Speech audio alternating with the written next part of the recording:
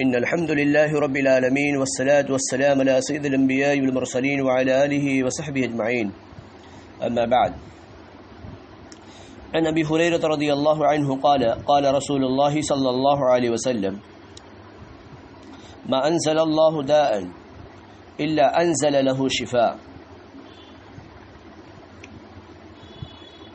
عن عثمان بن عبد الملك قال: سمعت سالم بن عبد الله يحدث عن أبيه أن رسول الله صلى الله عليه وسلم قال: عليكم بهذه الحبة السوداء فإن فيها شفاء من كل داء إلا السام. معزز سامعین کرام و حاضرین عظام، آج کے درس کا عنوان ہے طب نبوی سے گنجے پن کا علاج۔ نبی کریم صلی اللہ علیہ وسلم کا فرمان ہے کہ اللہ سبحانہ و تعالی نے ایسی کوئی بیماری نہیں اتاری جس کا علاج نہ اتارا ہو۔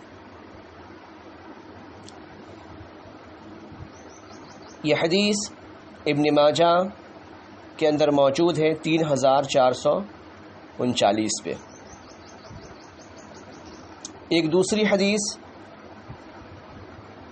3448 پہ ہے۔ اس حدیث میں نبی کریم صلی اللہ علیہ وسلم کا فرمان ہے کہ تم اس کالے دانے کا استعمال پابندی سے کرو، اس لیے کہ اس میں سوائے موت کے ہر مرض کا علاج موجود ہے۔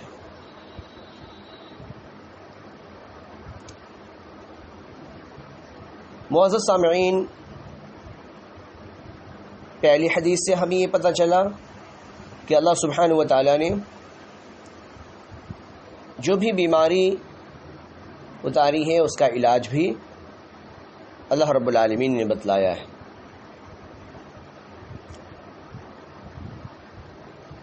اور دوسری حدیث میں نبی کریم صلی اللہ علیہ وسلم کا فرمان موجود ہے۔ آپ صلی اللہ علیہ وسلم کہتے ہیں کہ کالے دانے کا استعمال پابندی سے کرو، اس میں ہر مرض کا علاج موجود ہے سوائے موت کے۔ ان دونوں حدیثوں سے ہمیں پتہ چلا کہ اگر نبی علیہ الصلوۃ والسلام کے فرمودات پر ریسرچ کیا جائے تو یقیناً نت نئے علاج کے طریقے تلاش کیے جا سکتے ہیں۔ تو آج ہم معلوم کریں گے کہ کلونجی سے یعنی بلیک سیڈ سے بال گرنے کو کیسے روکا جائے، یعنی گنجے پن کو کیسے دور کیا جائے۔ سب سے پہلے کلونجی کا تیل لیا جائے اور تیل لینے کے بعد اسے گرم کیا جائے اور گرم کرنے کے بعد بالوں کی جڑوں میں اسے مالش کیا جائے۔ پھر 1 گھنٹے کے بعد سر کو دھو لیا جائے۔ یہ عمل ہفتے میں 2 سے 3 بار دہرایا جائے، یعنی کلونجی کا تیل لیا جائے اور لینے کے بعد ہفتے میں 2-3 بار بالوں کی جڑوں میں لگایا جائے اور اس کے بعد 1 گھنٹے کے بعد سر کو دھو لیا جائے۔ اس کے بے شمار فائدے رونما ہو چکے ہیں۔ ایسا کرنے سے بالوں کو نمی حاصل ہوتی ہے،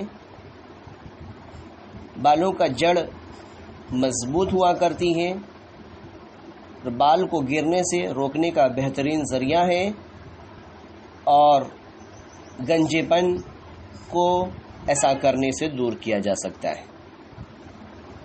تو ضرورت اس بات کی ہے کہ یہ طب نبوی ہے، نبوی نسخہ ہے، اگر اس پہ عمل کیا جائے تو انشاءاللہ اللہ رب العالمین شفا عطا فرمائے گا۔ اللہ رب العالمین سے ہم دعا کرتے ہیں کہ اللہ سبحانہ و تعالی امراض سے اللہ سبحانہ و تعالی ہم سب کی حفاظت فرمائے، اللہ سبحانہ و تعالی ہم سب کو صحت و تندرستی عطا فرمائے۔ السلام علیکم ورحمۃ اللہ وبرکاتہ.